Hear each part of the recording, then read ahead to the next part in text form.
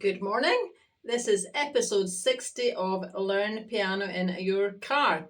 This is a short series I'm doing based on my top tips. My top tips are things that will help you progress quickly. Tiny little nuggets of things that I have worked out over the years that can help speed your progress up. Today, this is tip number 3, and it is record yourself. Get out your phone and record yourself. And when you look back at the video, you're looking for some key things. You're looking to see that your hand is in the right position, your shoulders are relaxed, your elbows are by your side. You're looking to see that as you progress up the keyboard, your elbows move out. You don't progress up the keyboard with your elbows stuck to your side. So if you can imagine that if you are driving in your car, if you have your elbows stuck to your side, then the only way to move your hands up or down the piano is to swing them to the side. And you don't do that. What you do is you lift them, you lift your elbows up like wings. You spread your wings. Your body doesn't move, your elbows move. The angle that your arm and hand sit on the keyboard doesn't change. It's 90-degree angle, and you achieve that by moving your elbows like wings. So can you imagine that? Also, you're checking when you watch the video that you're not sitting too close to the keyboard. If you're sitting too close, then you won't be able to move your right arm. If you put I'm putting my left arm behind me just now for the benefit of those that can't watch the video. I have only got my right hand on the keyboard in front of me, but I'm going to try and reach some notes at the bottom of the keyboard. And for those of you that can't see the video, you can see my body is not moving. My arm is moving. My elbow has moved. It's really the elbow that's doing most of the work. But your body needs to be 12 to 18 inches away from the keyboard to allow your arm to move freely in front of you. And it's the same with the left hand. You can't move your left hand to the top of the keys. If your body's too close, you'd have to twist. I'm going to try and show that. So if I move closer, I have to actually twist my body, my torso, to reach the keys, but you need to give yourself space. If you give yourself space, then your body actually doesn't really move much. It's your elbows that are moving. That's what you're watching out for on the video. Hand position as well. The back of your hand should be in tabletop position most of the time. You're watching also that your thumbs are not off the keys. That's a habit that a lot of people have. They're too close to the edge of the keys with their fingers, and that means their thumb is hanging off. So to stop that, you need to push your fingers in a bit further. Just push them in towards the back of the keyboard. And you're looking for the claw shape as well. Watch your video and make sure the back of your hand is like a tabletop and you're actually playing the notes with the tips of your fingers.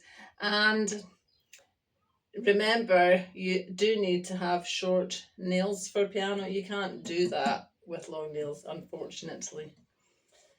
So that's everything that you're looking out for. Now you're listening for two notes blurring together, so you want to hear one note at a time, unless you're meant to be playing two in the music. If you're meant to be playing two, you're hearing them both exactly at the same time and not one before the other like that. So that would be two notes, three notes together. You can be the judge. Listen for the cleanness of these notes. And particularly when you're playing just one note at a time, make sure you can hear only one note at a time.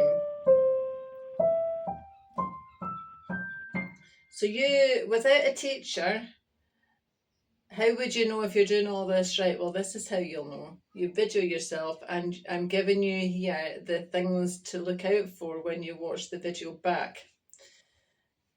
And be careful with the sustain pedal. When you press, if you're using the sustain pedal, which I suggest you don't really, but if you are using it, make sure you press the note and then press the pedal.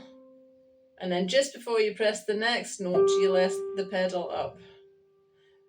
So if you don't do that, they all blur together. Hear that? That sounds horrendous. So press the note and the pedal almost at the same time. But then before you press the next note, let the pedal up for a fraction of a second before you play the next note. I don't want to go into that too much because I would recommend that most beginners just don't even use the pedal. Focus on trying to get nice legato. Legato is smoothly. Hear how smooth that is?